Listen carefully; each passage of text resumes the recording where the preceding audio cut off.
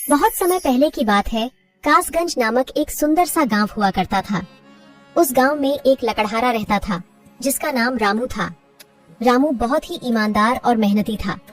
वह हमेशा अपने काम से खुश रहता था। उसके पास ज्यादा पैसे नहीं थे, लेकिन वह अपनी जिंदगी से संतुष्ट था। रामू के परिवार में उसकी पत्नी और उसके 2 बच्चे थे। रामू सेठ लालचंद के यहाँ लकड़ी काटने का काम करता था और लकड़ी काटने के बदले में सेठ लालचंद रामू को पैसे देता था, जिससे रामू और उसके परिवार का जीवन व्यापन होता था।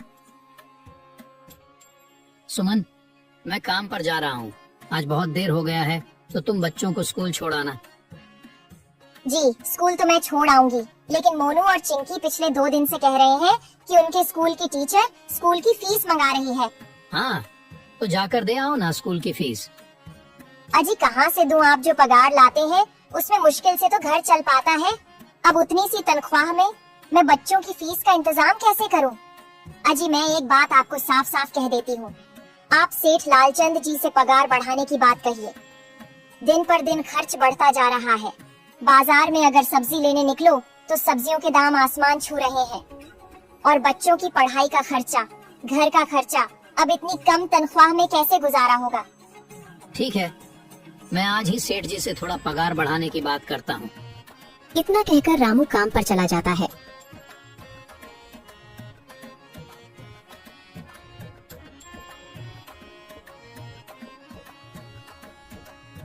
अरे भाई, आज तो पगार का दिन है। देखो, अब यह सेठ लालचंद कोई ना कोई लोचा जरूर करेगा। हमेशा कोई ना कोई बहाना बनाकर पगार कम कर देता है।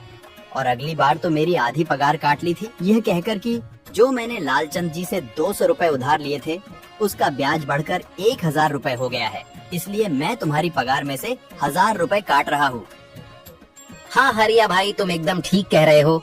ये सेठ लालचंद ना एक नंबर का चालाक और लालची इंसान है। एक तो दुगुना काम ले लेता है और बदले में पैसे भी पूरे नहीं देता। हाँ भाई, मेरे भी अगली बार सेठ लालचंद ने पगार काट लिए थे। मैंने बस 2 छुट्टी ली थी जब मेरी बिटिया बहुत बीमार थी, और इस लालचंद ने इस बात का फायदा उठाकर मेरी पूरी आधी पगार काट ली। हे भगवान, बस सेठ जी इस बार मेरी पूरी पगार दे दें। बच्चों के स्कूल की फीस भी भरनी है। ऐसे सभी लकड़हारे अपने काम पर लग जाते हैं। काम करने के बाद सेठ लालचंद के पास जाते हैं। सेठ जी, महीना पूरा हो गया है, हमें हमारी तनख्वाह दे दीजिए। देखो भाइयों, अभी मेरे पास तुम्हें देने के लिए पैसे नहीं है। अभी माल नहीं बिका है, सारा माल गोदाम में ही पड़ा हुआ है। कल या परसों तक तुम्हें तुम्हारी तनख्वाह मिल जाएगी। पर सेठ जी, अभी हमारे पास बिल्कुल पैसे नहीं बचे हैं। घर का भी सामान लाना है, बच्चों की फीस भरनी है। अरे मैंने कहा तो सही, 1-2 दिन और रुक जाओ, कल या परसों तक पैसे मिल जाएंगे। अभी मेरे पास पैसे नहीं है। सभी लकड़हारे निराश मन से अपने अपने घर आ जाते हैं। अजी क्या हुआ? इस बार कितना पगार मिला है? सुमन, अभी कोई पगार नहीं मिला। सेठ जी ने कहा है कि 1-2 दिन में पगार मिल जाएगा। पगार नहीं मिला? आपको तो पता है ना, बच्चों की फीस भरनी है। इनकी स्कूल टीचर ने आज साफ साफ चेतावनी दे दी है कि अगर कल फीस नहीं लाई तो बच्चों को घर पर ही बिठा लेना। अब बताओ मैं क्या करूं? मैं क्या करूं सुमन, ये सेठ जी समय पर कभी पैसे देते ही नहीं है। अब तो बस हम इंतजार के सिवा और कुछ नहीं कर सकते। 1-2 दिन की बात है, देख लेते हैं। ऐसे ही 2 दिन गुजर जाते हैं। 2 दिन बाद सेठ लालचंद सबको पगार देता है। अरे हरिया, ये ले अपनी इस महीने की पगार। सेठ जी, यह तो बस 2000 है। मैंने तो इस महीने 3000 तक का काम किया है।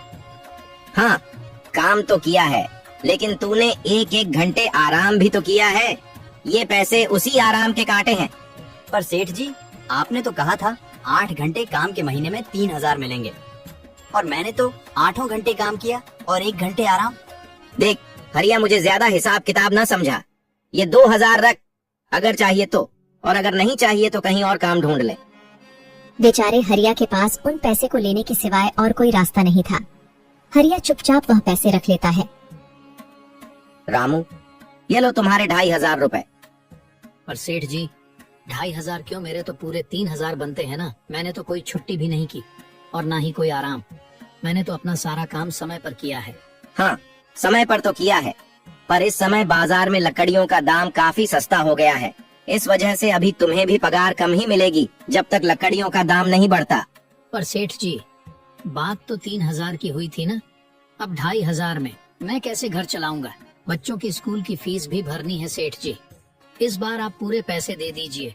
2,500 ही मिलेंगे तुझे। यहाँ काम करना है तो कर, वरना कहीं और काम ढूंढ ले। बेचारे हरिया के पास उन पैसे को लेने के सिवाय और कोई रास्ता नहीं था।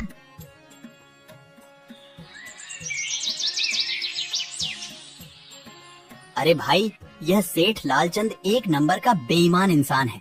सारे पैसे अपने जेब में भर लेता है और बहाने बनाता है कि लकड़ियों के दाम सस्ते हो गए हैं। देख लेना, हम गरीबों की किसी न किसी दिन इसे जरूर हाय लगेगी। नहीं हरिया, ऐसे नहीं कहते। वह हमारे अन्नदाता है, आखिर उन्हीं के वजह से तो हमारा घर चल रहा है। अरे काहे का अन्नदाता? काम के पूरे पैसे तो देता नहीं है। पूरे महीने मेहनत करके भी क्या मिलते हैं? बस ये 2,000 रुपए। इसमें घर खर्च कैसे चलाएं? ऐसे तो हम कभी तरक्की नहीं कर पाएंगे। और हम कर भी क्या सकते हैं हरिया?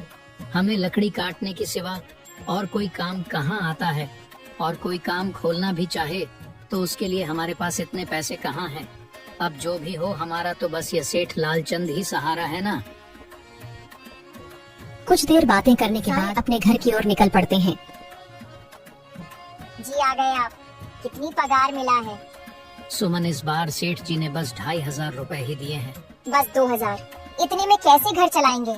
बच्चों की फीस में ही 1,000 रुपए निकल जाएंगे, फिर 1,500 में क्या क्या करेंगे? अब मैं क्या कहूँ सुमन, अब तुम्हें इसी में ही गुजारा करना होगा। तुम सबसे पहले बच्चों की फीस भर देना, इसके बाद बाकी का मैं देखता हूँ। अजी आप क्या देख लोगे? सेठ जी से पूरे पैसे तो मांगे नहीं गए आपसे?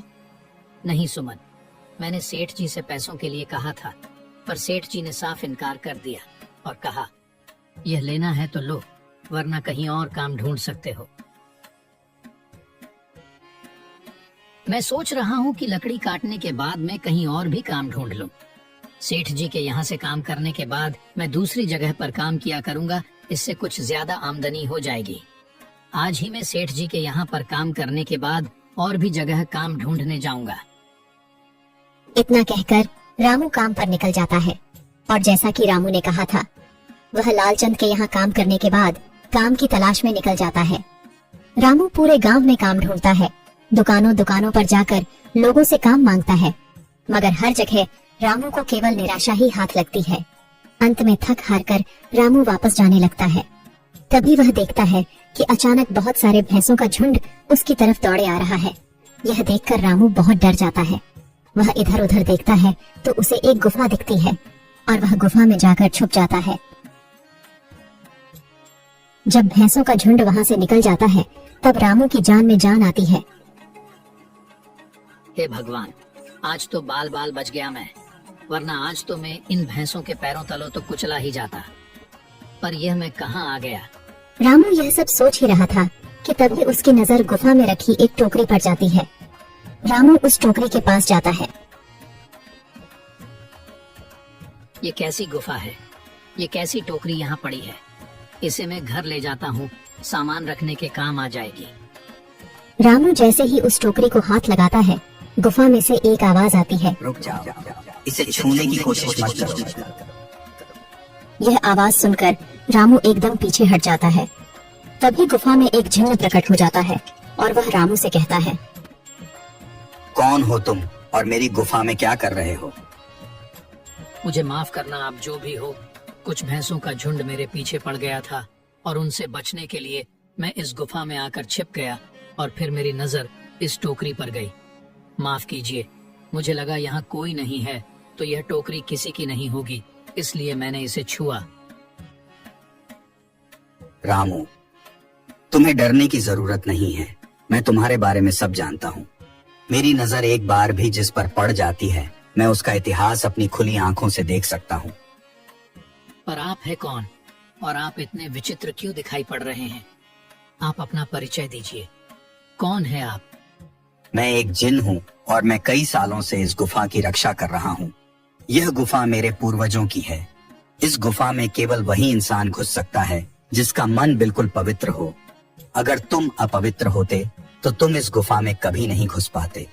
तुम एक सच्चे इंसान हो, इसलिए तुम इस गुफा में घुस पाए और इस टोकरी को छू पाए।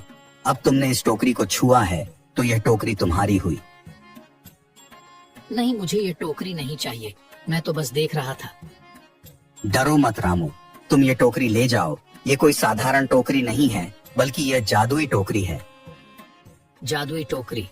क्या यह वही जादुई टोकरी है जिसके बारे में हमारी दादी कहानी सुनाई करती थी कि किसी गांव में एक जादुई टोकरी हुआ करती थी और वह सबकी इच्छाएं पूरी करती थी? हाँ रामू, ये वही जादुई टोकरी है। अब तुम इस टोकरी के मालिक हो। तुम इसके इस्तेमाल से अपनी स्थिति सुधार सकते हो, पर याद रखना, तुम जो भी वस्तु इस टोकरी में एक बार डालोगे, वह चीज ही तुम्हें बार बार इस टोकरी में डालनी होगी। इसके अलावा तुम और दूसरी कोई चीज इस टोकरी में नहीं डाल सकते। अगर तुमने ऐसा किया तो इसका परिणाम तुम्हें ही भुगतना होगा। मेरी इस बात को हमेशा ध्यान में रखना और सोच समझकर बिना लालच किए इस टोकरी में वह ही सामान रखना जिसकी तुम्हें जरूरत हो। रामू टोकरी को लेकर घर आ जाता है। सुमन, ये देखो, ये मैं क्या लेकर आया हूँ। क्या लाए हो आप? बस ये एक टोकरी। सबसे पहले यह बताइए, आप तो काम की तलाश में गए थे ना, तो कोई दूसरा काम मिला कि नहीं? नहीं। अरे सुमन, मेरी पूरी बात तो सुनो। ये कोई ऐसी वैसी टोकरी नहीं है, बल्कि ये एक जादुई टोकरी है। रामू सुमन को वह सारी घटना के बारे में बताता है जो उसके साथ हुई। अच्छा, तो आपका कहने का मतलब है कि इस टोकरी में हमें कोई ऐसी चीज डालनी होगी जिसकी हमें सबसे ज्यादा जरूरत हो। हाँ सुमन, हमें सोच समझकर ही इसमें कोई चीज डालनी होगी। रामू थोड़ी देर सोचता है, फिर उसका ध्यान उन लकड़ियों पर जाता है जो एक बार उसने सुमन को रखने को दी थी। सुमन, तुम्हें याद है, एक बार मैं जंगलों में लकड़ियां काटने गया था तो मुझे एक चंदन की लकड़ी मिली थी और वह मैंने तुम्हें लाकर दे दी थी। हाँ, दी तो थी। तो तुम उस लकड़ी को ले आओ। हम उस चंदन की लकड़ी को ही इसमें डालेंगे और उस लकड़ी से अपना एक व्यापार शुरू करेंगे। सुमन चंदन की लकड़ी को ले आती है और उसे टोकरी में डाल देती है। वह जैसे ही चंदन की लकड़ी उस टोकरी में डालते हैं, उसमें कई सारी लकड़ियां आ जाती हैं। अरे वह ये तो चमत्कार ही हो गया। ये देखिए, कितनी सारी चंदन की लकड़ियां हो गई। अगर आप इसको बेचेंगे तो इससे काफी अच्छे पैसे मिलेंगे। हाँ राधा, मैं कल सुबह बाजार जाकर इनको बेच आऊंगा और जो पैसे मिलेंगे उससे हम अपने मोनू और चिंकी के स्कूल की फीस भर देंगे और बाकी बचे पैसों को संभाल कर रख लेंगे। अगले दिन रामू लालचंद सेठ के यहाँ काम पर न जाकर चंदन की लकड़ियों को बेचने के लिए बाजार की ओर निकल पड़ता है। वहाँ पर रामू चंदन की लकड़ियों को बहुत ही कम दामों में बेचा, जिसकी वजह से आम लोगों के साथ साथ बड़े व्यापारियों ने भी रामू से चंदन की लकड़ियाँ खरीदी। लकड़ियों को बेचकर रामू को काफी अच्छे पैसे मिले। पैसों को लेकर चंदन घर आ जाता है। ये देखो सुमन, उन लकड़ियों को बेचकर मुझे कितने सारे पैसे मिले हैं। ये लो कुछ पैसे, इससे तुम कल मोनू और चिंकी के स्कूल के फीस भर देना।